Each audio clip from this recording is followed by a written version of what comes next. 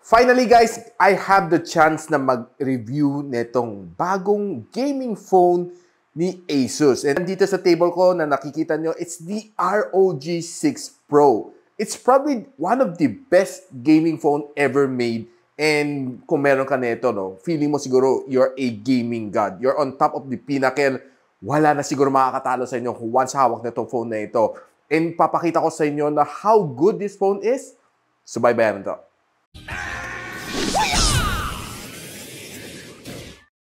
So hi guys, ako pala si Richmond ng Gadget Sidekick and welcome back to my channel. So this is the ROG 6 Pro, the best gaming phone for 2022 kahit di ko pa siya nabubuksan. Right off the bat, masasabi ko sa inyo, sa spec sheet pa lang, wala na. Tapos na ang laban. And during the pre-ordering, this came in free. Itong Aero Active Cooler 6 na sobrang astig. And this is probably made for ROG 6 and ROG 6 Pro. And makikita natin a little bit later, kakabit natin ito dito sa phone na ito para makita nyo, no? And of course, meron siya mga additional button na imamap natin later throughout the game. So much for kwentuhan. Buksan muna natin itong box na ito. So medyo, at first, nagtataka ko paano ibuksan itong box na ito, no? After quite a while, tinatry ko siyang tulakin and hindi siya gumagana. And little did I know na hihilain ko lang pala to. Okay, clumsy me. Mukha siyang Gundam, no? Yung box niya. It's quite nice and very futuristic. Unlike yung mga previous R6 na generation. But this one I can say na talagang futuristic ang kanyang design. So parang paa lang ni Gundam. Pag binuksan mo, no? Ganito. No? Looks just like yung paa ni Gundam. But of course, not really that near. And makikita mo na you need to pull this off. Parang kabaong lang, no? And here we have is the ROG 6 Pro. Inside we also have this hefty charger. It's a 65 watts na fast charger. And further pulling out the kabaong, there is also yung charging cable natin na C2C. And I can see na it's a braided one. So definitely matibay ito, guys. There's also a special type of card dito sa loob na magagamit ito during the setup of the phone. And if you want to take a quick look dito sa box na ito, which is very special, ganito itsura niya.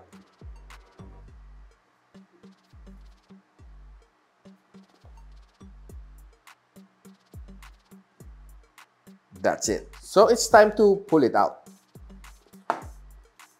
And sliding it out, kita natin, this is the ROG 6 Pro. Ang ganda niya out of the box. And definitely premium na premium look niya, no? Talagang pang-gaming, very futuristic. Medyo masasabi ko sa inyo na it's a little bit more of a Gundamish theme yung likod niya.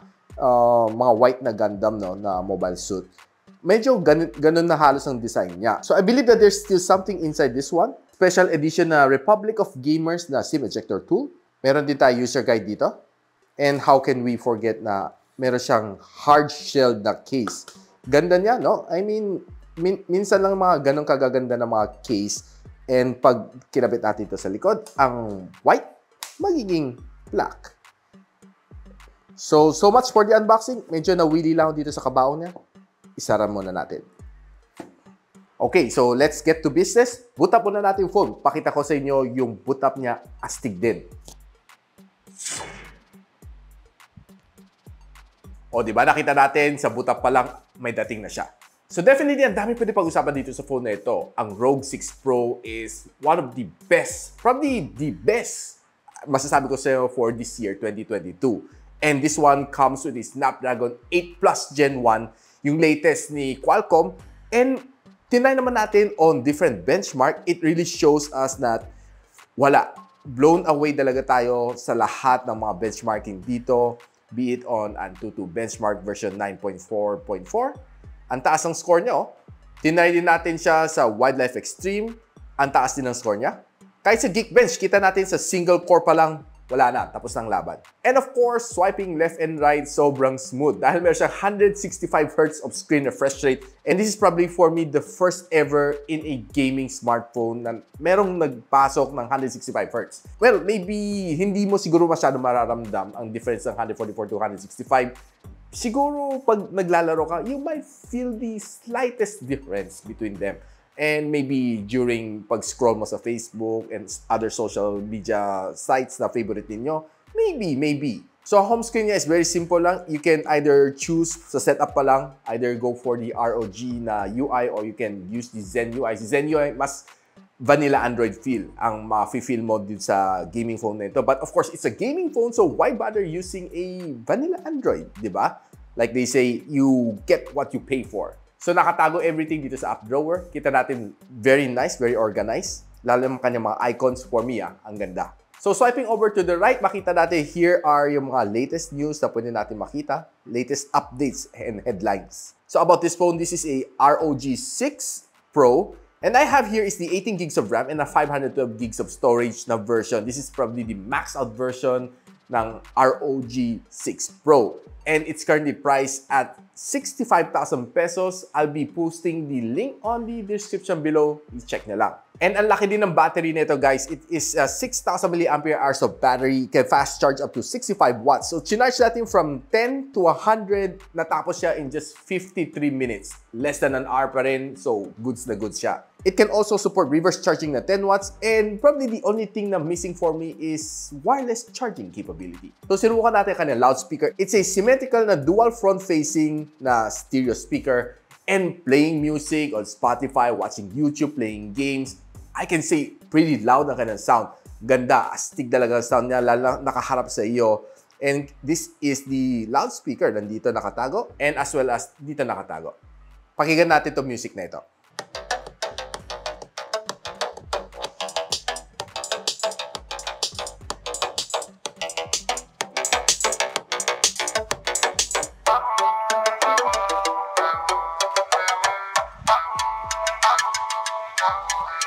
For me, okay na okay ang sounds niya, ang lakas. And probably if you want a more private na sounds, lalo na when you're in the crowded place, well, I would highly suggest na gamitin nyo itong audio jack, which is still present in a premium gaming phone like this one. And of course, you can also opt for Bluetooth na connectivity, mga TWS. And I can recommend this one, si SoundFits na Mini Pro TWS. It's very sleek, very small, and very immersive ang sound experience nitong buds na ito. I highly recommend this one.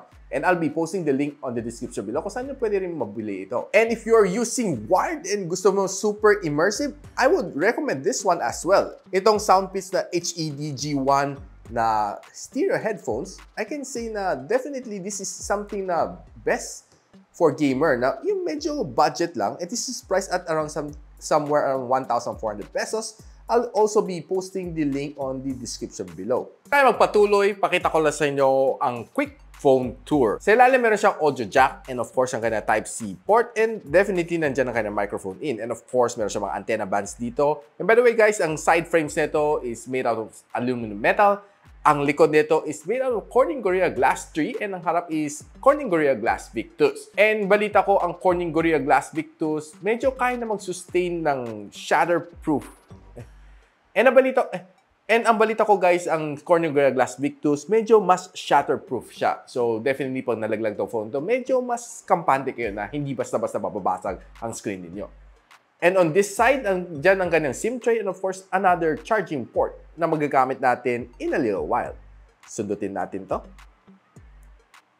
Kita natin na there's only 2 slot dito na pang SIM. So, SIM 1 and SIM 2 na Nano 5G SIM. Sa ibabaw, there's only the noise cancelling mic. And on the other side, nandito everything that's important for a gaming phone. The air triggers. And of course, kanyang power button na meron parang blue na emblem which looks very nice.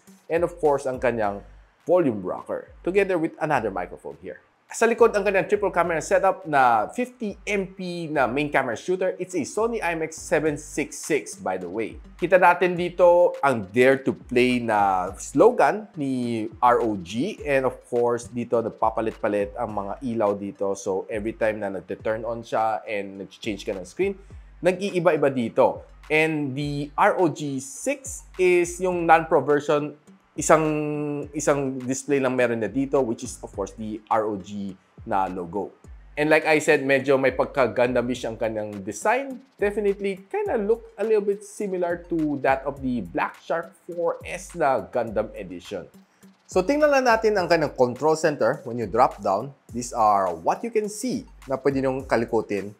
And andito din ang system lighting. And of course, mic access, camera access, air triggers, naka-on.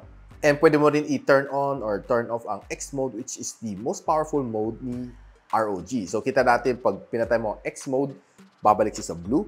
At pag tinurn on natin ang X mode, babalik ulit siya sa red. So let's dig a little bit deeper. Pasok lang tayo dito sa kanyang Armory Crate. So everything is hosted dito, ang game library. And andito ang console natin. So kita mo ang temperature netong phone na ito, GPU na temperature, ilang gigs pang storage mo, and ilang pa yung memory na nagamit. So you can switch between these three modes, either go for X mode, dynamic, or ultra durable. But of course, wala naman siguro maglaro ng gaming using the ultra durable mode. So let's always use the X mode. Best performance for gaming. So, andito rin ang ROG Vision, which of course, makikita natin everything at the back. So, system lighting, pwede mo rin i-edit ang system lighting if you want a little bit more kakaibang color. So, pwede mo rin calibrate ang kanyang brightness. Everything's here. So, kanina pula, ngayon color green. So, pwede mo rin ilaro pa. Okay? So, depende sa inyo, no? So, right now, it's a little bit more bluish. And pag nalagyan natin sa green, ganito yung tsura. So, pwede rin natin kalikot itong ROG Vision. And depende, no? So, pwede ka naka-on itong X mode, ganito yung tsura niya. External accessory, kung may external pa kang accessory, ganito magiging tsura niya. Then, of course, charging. Well, a little bit later pakita ko sa inyo. Then, of course, playing game. Ito ang makikita mo, game start. So, incoming call, ganito yung itsura niya. So, tinan natin, no? So, this is how it looks like pag nagsistart ka ng game. This is how it looks like pag nagsi-charge ka. Ito ang kanyang X mode. Ito pag may kinabit kang accessory sa likod. Ganito naman pag may tumatawag sa'yo. Kung hindi mo siya trip, pwede mo rin siya ipatay. Ganito lang. Kasimple. Right now, try lang natin ikabit ang Aero Active Cooler 6 natin. And, well, very simple lang naman. All we need to do is just mount this underneath. But before that, pakita ko lang sa inyo na may silbi rin tong charging port dito sa ilalim. So, whenever you try to charge and gusto mo maglaro while playing, and by the way guys, pwede natin ilagay sa bypass mode. So if 100% ka and you're charging, and if you're 100% and you're playing games, babypass lang niya. So meaning, hindi init ang yung battery. Kumbaga, your phone is tapping energy straight from the outlet. So ganito itsura when you're gaming. So hindi siya sagabal dito. Normally, pag nandito, medyo sagabal when you're holding the phone, but this one definitely very nice and very ample sa gaming. Pagkabit nito, lalagay mo na muna yung USB-C niya and kakabit mo lang. So what's nice about this one is yung kanyang power button is lilipat dito. So this is a parang semi-rubberish type of material. So pag press mo dito, mag-react din naman siya. Okay? So parang tumagos lang siya para to make sure na nakasentro ang iyong cooler. So right now, nakakabit ng ating Aero Active Cooler and our cooling temperature is around 30 degrees Celsius, ang kanyang cooler, and of course, ang system temperature is 34 degrees Celsius. So pwede natin kalikutin everything here. So either you go for smart, which is sarili siya magkakalibrate, no? It's just like LTPO, na yung refresh rate, sarili maaakit, sarili bababa, depende sa need mo. This one, you can also put it to smart mode, or you can put it to cool mode, or you can put it to frosty mode. So sa frosty mode, pag medyo tahimik ang surrounding mo, marinig mo parang medyo maingay konti ang fan dahil mabilis ang RPM na takbo ng fan mo. And lighting controls, you can customize the lighting design dito sa likod mo. So ang mode niya is to change color with temperature. So blue being the coldest and red being the hottest. So right now, somewhere siya nasa gitna, kaya bluish-green siya. And tingnan natin kung if there's other lighting trails we can put on.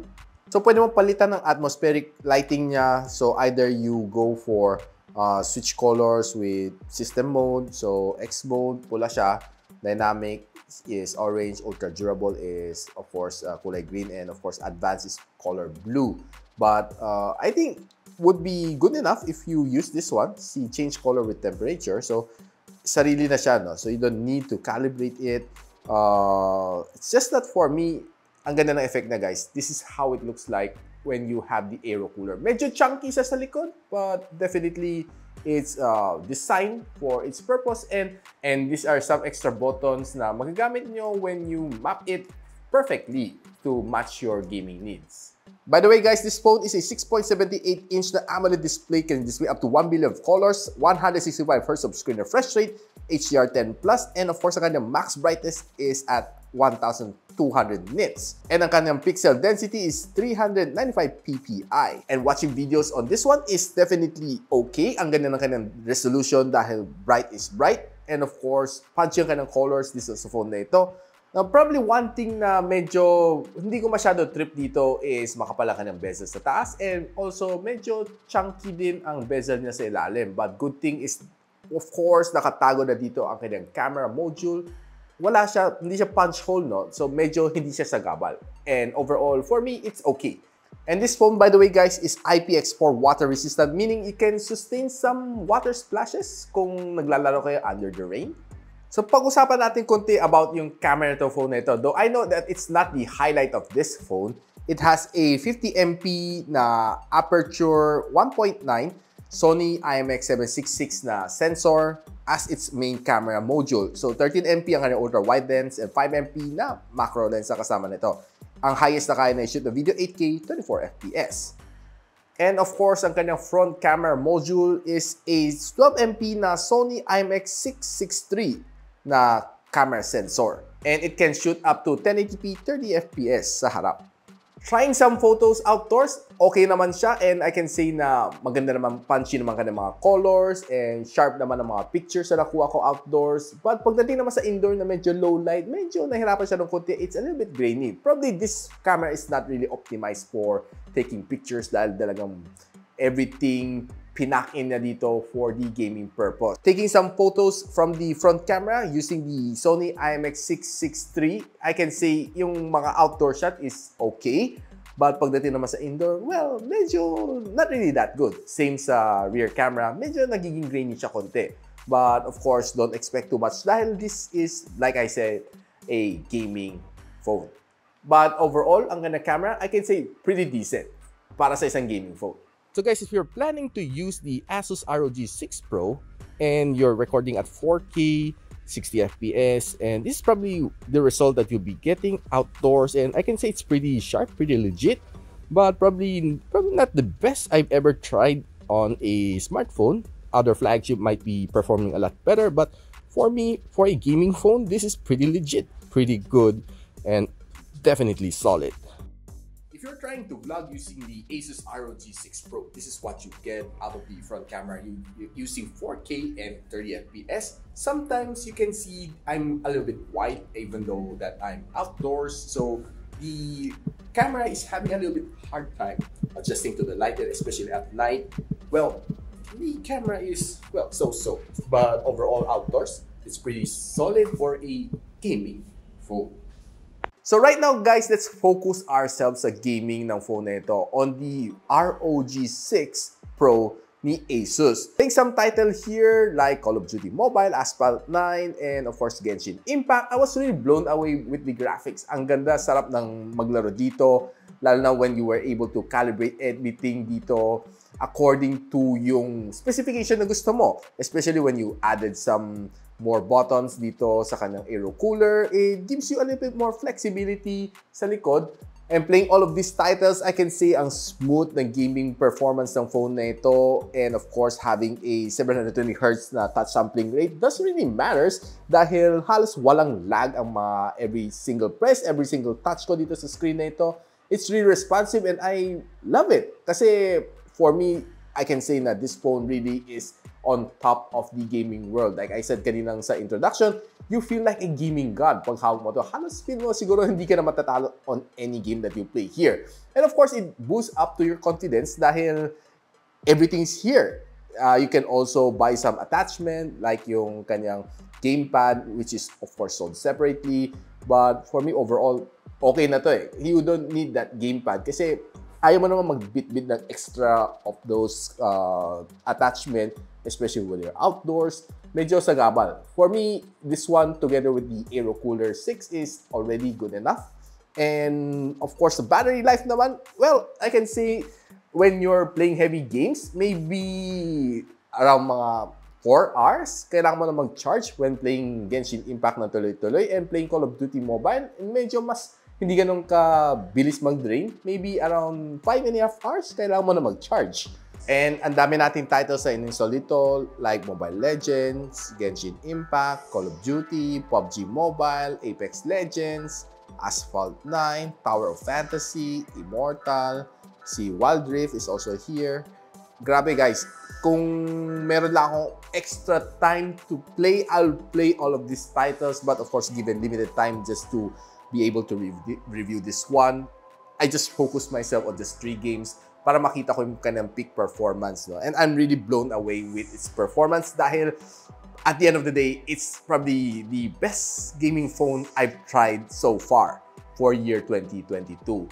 Hands down talaga ang ganda nitong ROG 6 Pro ni ASUS. I'm really amazed to be able to try this one together with the Aero Cooler. And I can see na wala ka na ibang hahanapin, especially when you're a hardcore gamer who like to sit down and play the games, yung mga graphics intense games. And of course, winning is everything if you have the ROG 6 Pro in your hands. So guys, ano masasabi niyo dito sa ASUS ROG 6 Pro? For me, it's probably the best gaming phone for this year. And well, no one else comes close to this phone as far as I'm concerned. Sa dami kong phones na try dito, no competitor even came close to this ultimate phone. Maybe sa ROG 6 meron pang makakamatch kanya, but si ROG 6 Pro, well, I can hardly say anyone came close. But of course, you have to pay the premium price for this one at around 65,000 points to be able to enjoy this phone.